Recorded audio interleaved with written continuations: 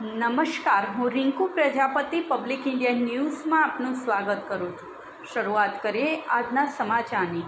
આણંદ જિલ્લાના મહીકાંઠાના ગામોમાં નીલગાયનો શિકાર કરતી ટોળકી સક્રિય। આણંદ, બોરસદ અને આંકલાવ તાલુકાના મહીકાંઠાના ગામોમાં છેલ્લા કેટલાય સમયથી નીલગાયોનો શિકાર કરતી ટોળકી સક્રિય થઈ હોવાની ફરિયાદો ઉઠી છે। આ ટોળકીએ મધ્યરાત્રિના સુમારે વાહનોમાં સજ્જ થઈ ખેતરોમાં પહોંચી જઈ નીલગાયોનો શિકાર કર્યા બાદ માંસની જ્યાફત માણતી હોવાનું જાણવા મળ્યું છે। મહીકાંઠાના ત્રણોલ, વહેરાખાડી, રાસ, ગંભીરા, કહાનવાડી, કુંજરાવ સહિત કોતર વિસ્તારમાં નીલગાયોના ઝુંડ વિહરતા હોય છે અને ખેડૂતોના ઊભા પાકને વ્યાપક નુકસાન પહોંચાડતા હોય છે। હાલ ઉનાળુ બાજરી સહિતના ઊભા પાકને નીલગાયોના ઝુંડ સોથ વાળી દેતા ખેડૂતોને આર્થિક નુકસાન સહન કરવાનો વારો આવે છે।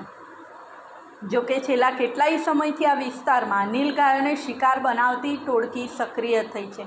આ ટોળકીએ મધ્યરાત્રે જીપ કે ખુલ્લા વાહનમાં સવાર થઈ આવે છે અને બંદૂકથી નીલગાયોનો શિકાર કર્યા બાદ વાહનમાં ભરી લઈ જતા હોવાની બૂમો ઉઠી છે।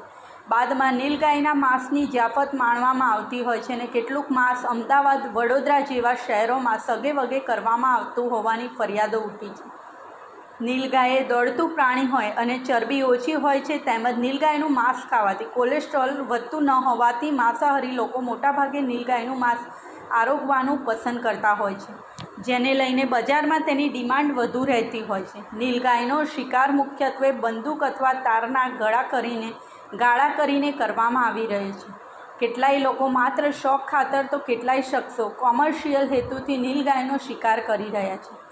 જ્યાં નીલગાયોની સંખ્યા વધુ હોય તેવા ખેતરમાં તારના ગાળા કર્યા બાદ નીલગાયને તે તરફ ભગાવવામાં આવે છે અને એ તારના ગાળામાં પગ ફસાઈ જતાં નીલગાય ફસડાઈને ત્યાં પડે છે અને એ સાથે જ આસપાસમાં છુપાઈ રહેલા શિકારીઓ તેનો શિકાર કર્યા બાદ વાહનમાં ભરીને લઈ જાય છે।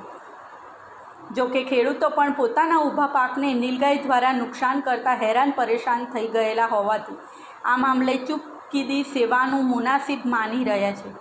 ત્યારે વન વિભાગ દ્વારા મહીકાંઠાના ગામોમાં વોચ ગોઠવી તપાસ કરવામાં આવે તેવી માંગ ઉઠી છે। આ અંગે બોરસદ વન વિભાગના અધિકારીએ જણાવ્યું હતું કે નીલગાયના શિકાર પર પ્રતિબંધ છે। પહેલાં નીલગાયને શિડ્યુલ 4માં સમાવ્યા બાદ નવા નિયમ મુજબ શિડ્યુલ 2માં સમાવેશ કરાયો છે।